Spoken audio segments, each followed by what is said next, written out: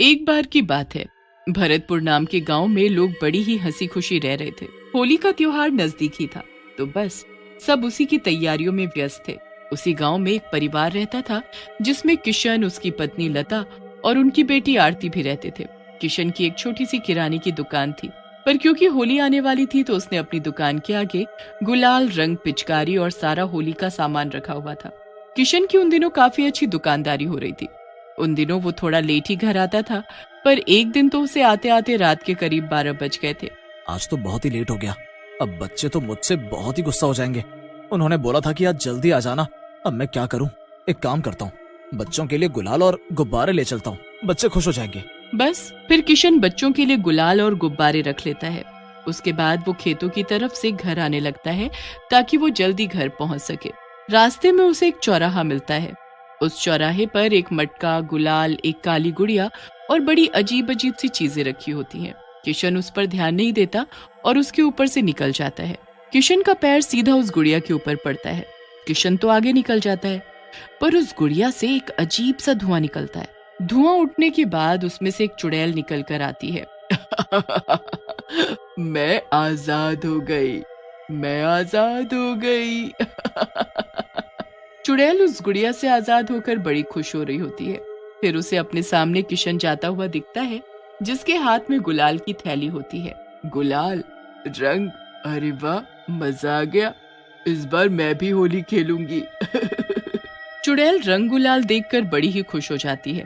वो चुपके से किशन की थैली से सारा गुलाल निकाल लेती है। फिर वो उसको खोलकर हवा में पागलों की तरह उड़ाने लगती है। उसके बाद वो बचा हुआ गुलाल अपने मुंह पर मल लेती है। होली, होली, मैं मनाऊंगी अब होली।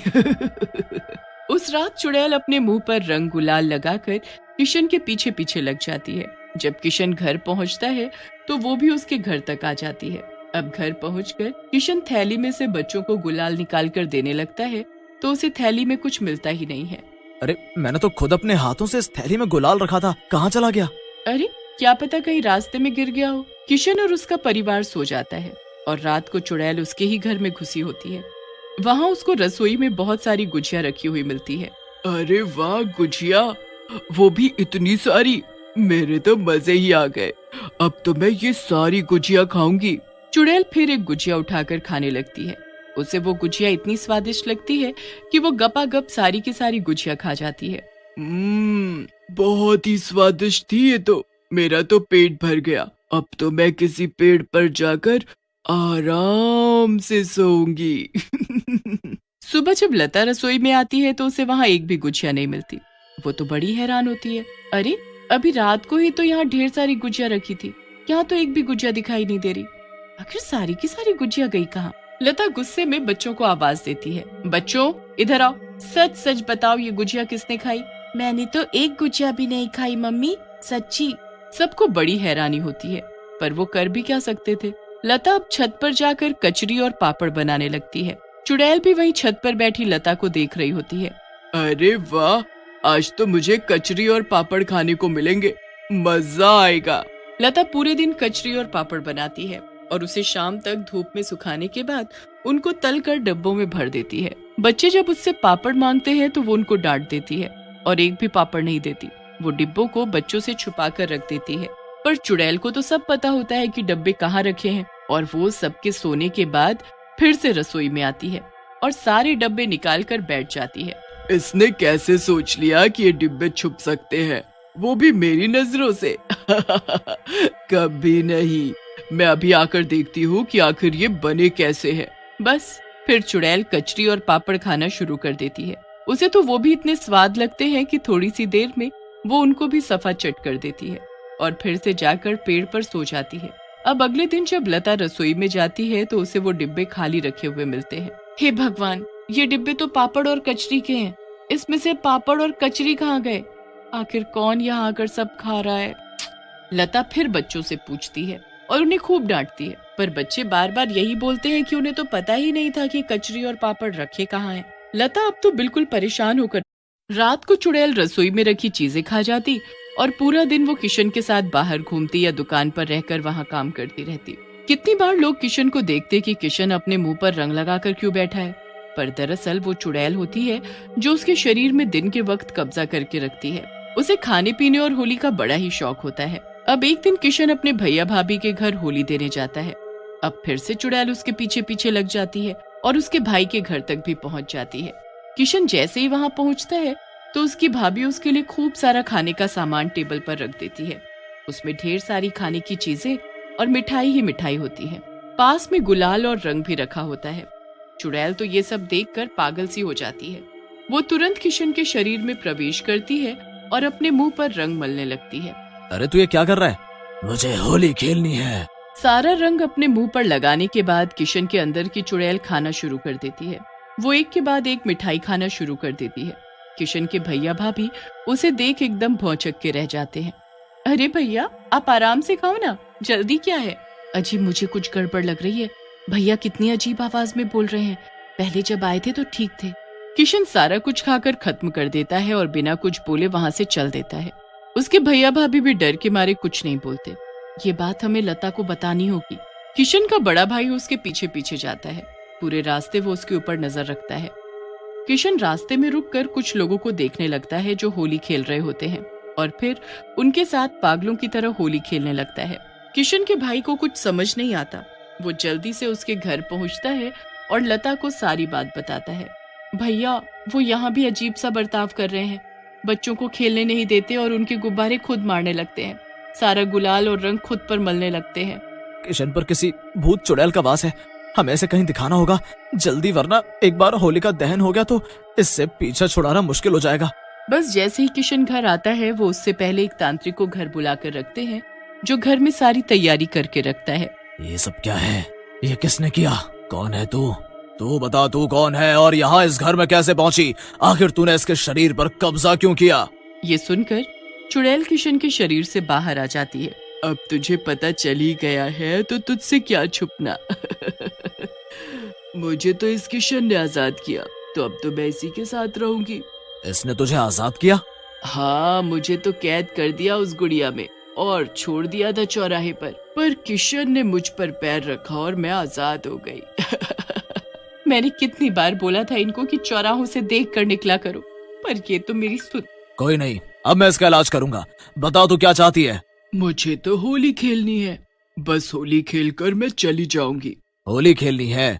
तुझे होली से इतना प्यार क्यों है? मुझे होली बड़ी पसंद थी, पर मैं बहुत गरीब थी। कभी ना होली पर पकवान देखे और न रंग गुलाल। ऐसे ही गरीबी में बड़े हो गए और फिर एक होली पर बहुत बीमार होने की वजह से मेरी मौत हो गई। मैं फिर एक लड़की के शरीर में रहने लगी और उन्होंने भी एक गुड़िया में बंद करके चौराहे पर छोड़ दिया। फिर जब किशन ने उस गुड़िया पर पैर रखा तो मैं आजाद हो गई। पर तू ये ठीक नहीं कर रही।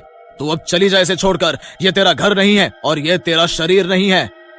नहीं नहीं, मैं कहीं नहीं जाऊंगी, यही रहूंगी, होली मनाऊंगी। तेरी होली खेलने की इच्छा को मैं पूरी करवाऊंगा, पर तू वादा कर कि उसके बाद तू यहाँ से चली जाएगी हमेशा के लिए।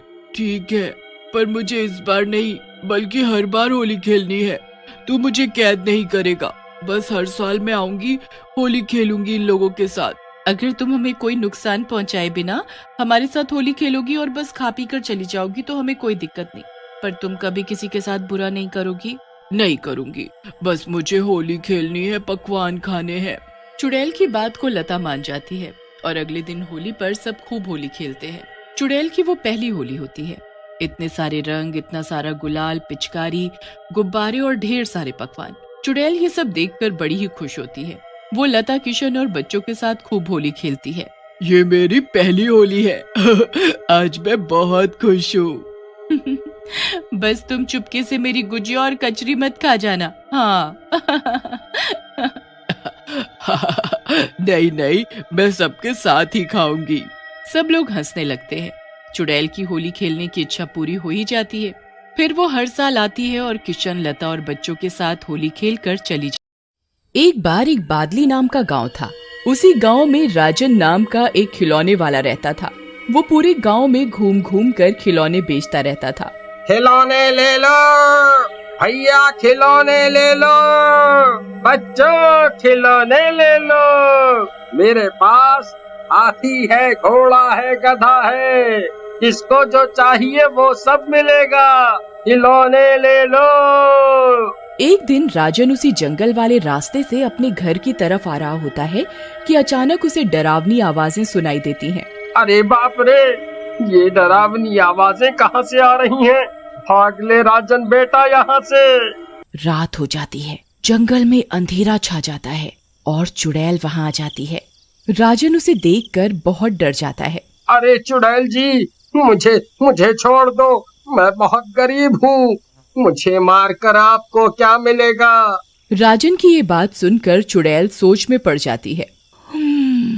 कह तो ये सूखा सही रहा है। वैसे तो इसमें मांस तो है नहीं और शक्ल से चूसा हुआ आम लग रहा है।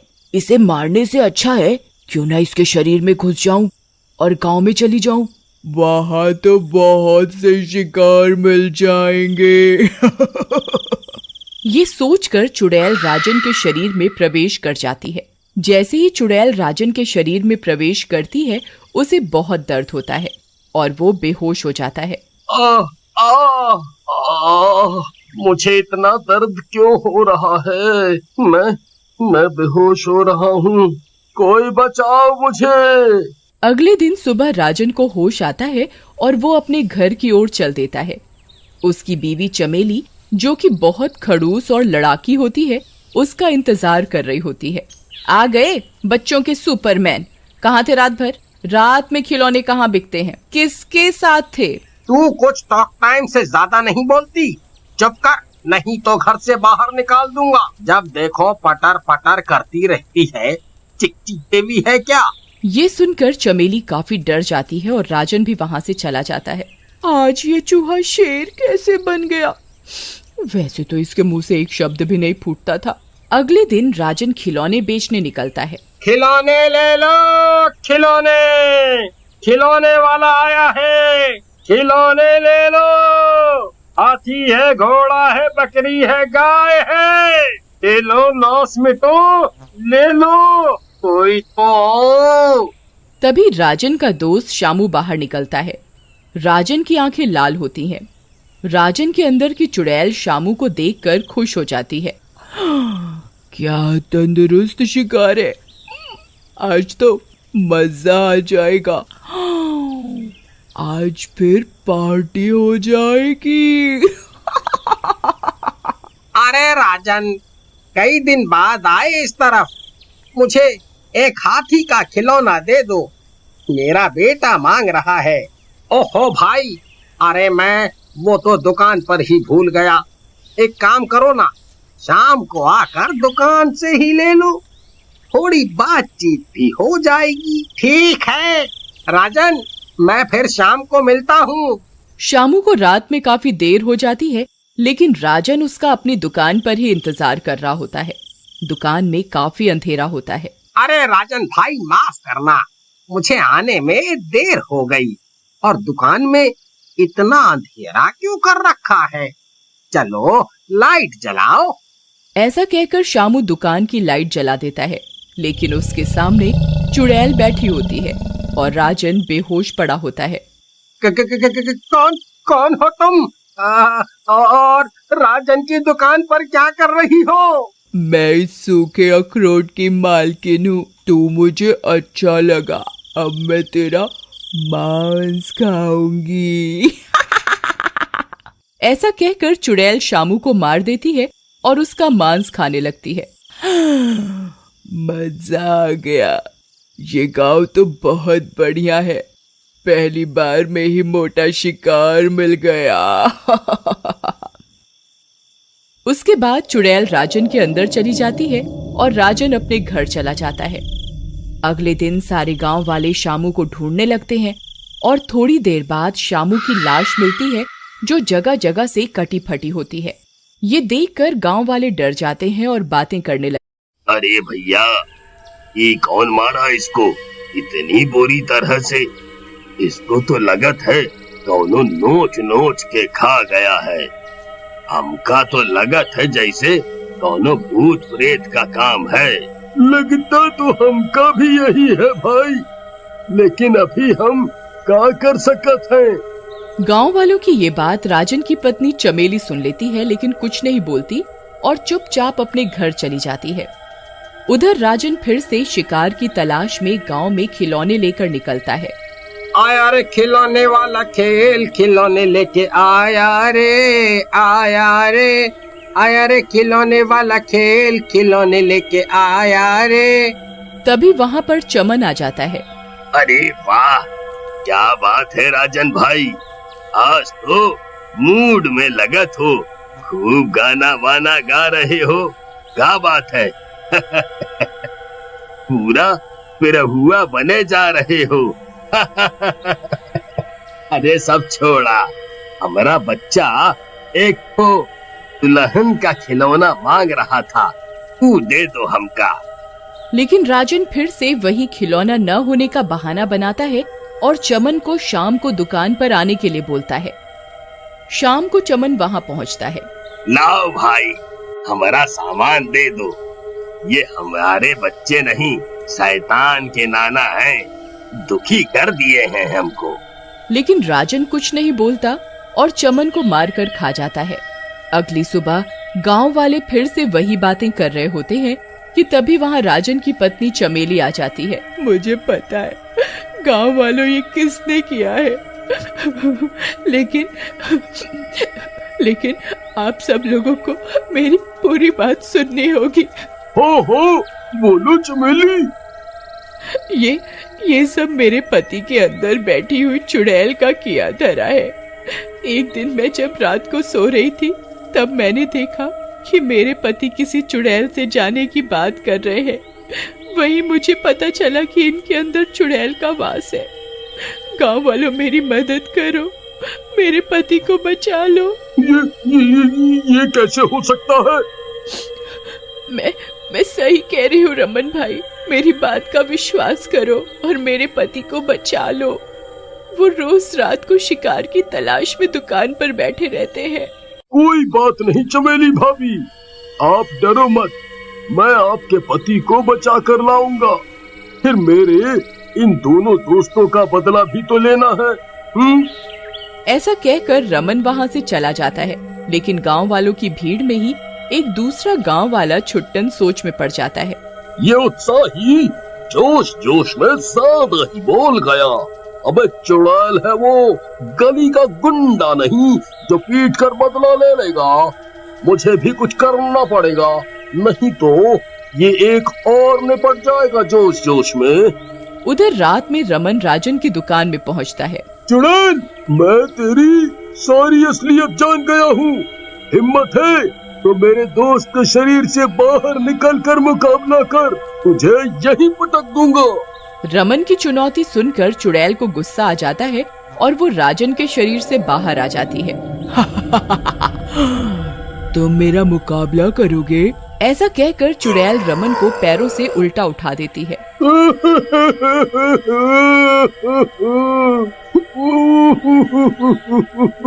अरे मर गया रे, ये बहादुरी तो महंगी पड़ गई। कोई बचाओ मुझे, बचाओ बचाओ, आई मम्मी बचा लो।